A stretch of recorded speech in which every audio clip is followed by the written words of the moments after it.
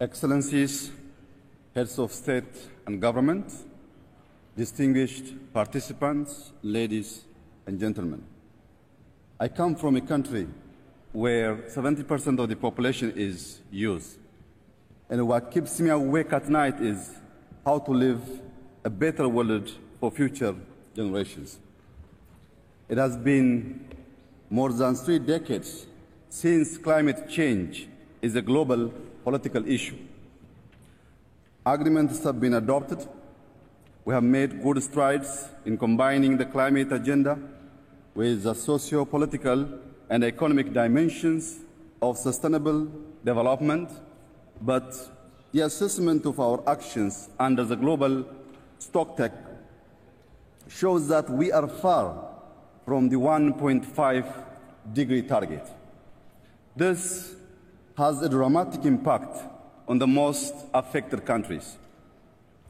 While activism is necessary, action is what will get us results. Success can only be measured by the actions we take, not by the decisions we make. As we gather here in the United Arab Emirates, a country recognized for having transformed a desert into a green heaven under the leadership and vision of the late Sheikh Zayed bin Sultan Al Nahyan. I applaud the strong commitment of the COP28 presidency to climate action. Excellencies, ladies and gentlemen, Africa is a strong ally in fighting climate change, and we are striving to drive green growth both within the continent and globally.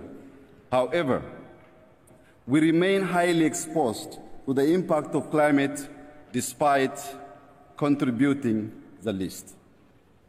Recurrent droughts, intensified floods, and livestock loss are some of the many climate shocks that have affected lives and livelihoods of our people over the years.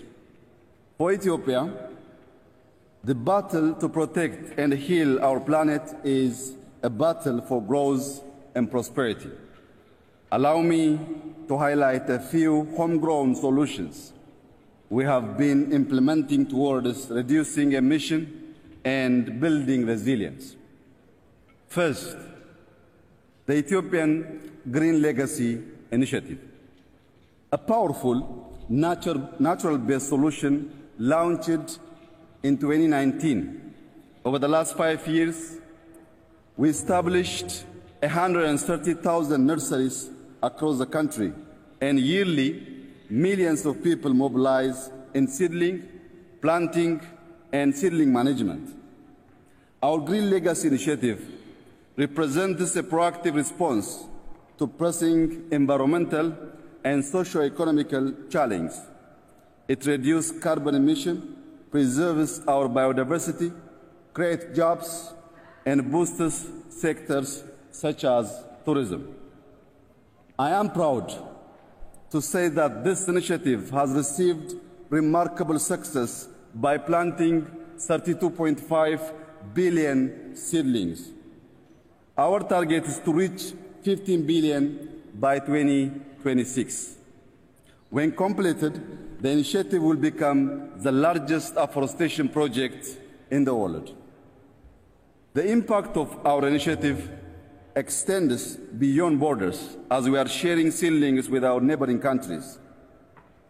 It can further play a catalytic role in Africa and complement existing initiatives such as the Africa Forest Landscape Restoration Initiative and the Great Green Wall.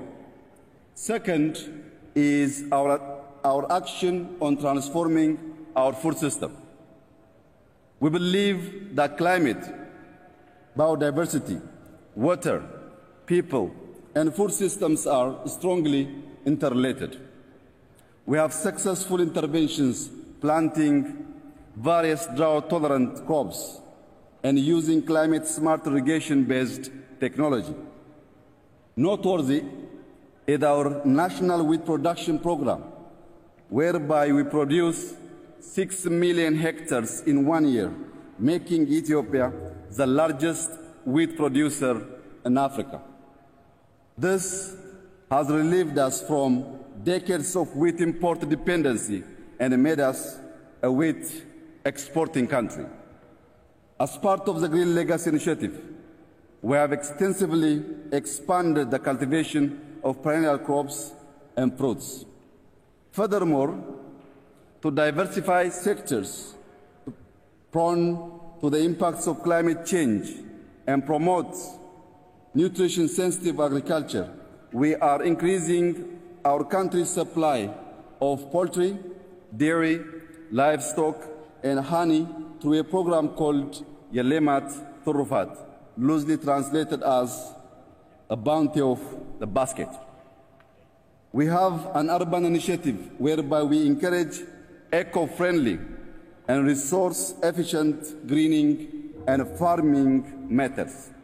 Our sustainable agricultural practice optimize effective water management and prioritize investments in renewable energy-based irrigation systems. Third, we have been investing extensively in renewable and green energy resources. Ethiopia has the potential to generate over 60,000 megawatts of clean energy by expanding hydropower, solar, wind, and geothermal sources. Our target is to triple our current power generation capacity and double our energy utilization efficiency by 2030. This will allow us to achieve universal access to electricity, minimize dependency on biomass fuel, and provide the opportunity to our industries to reach their net zero targets by 2050. Last are our bold actions in the transport sector. We adopted policies to encourage the use of electrical vehicles that resulted in a sharp increase of hybrid and electric cars on our roads while reducing the macroeconomic burden of importing fuel. Similarly, Ethiopian Airlines is modernizing its fleet by acquiring new energy-efficient aircrafts. Furthermore, we have electrified railways, a growing non-motorized transport infrastructure, and we are expanding our mass transit system. Excellencies, ladies and gentlemen, these are concrete examples of action. We are actioning our nationally determined contribution, and our progress is a testament to our commitment to the Paris Agreement. I now call upon a collective global action for a stepped-up climate agenda. The major challenge in scaling solution is the cost of capital and how international financing is structured. No country can effectively confront the climate challenge if debt is a burden. This is why the G20 must work to implement bolder and timely debt relief plans to help the most affected countries overcome debt distress, address climate challenge, and pursue more equitable and sustainable economic growth objectives. At the same time, pledged funds must be dispersed.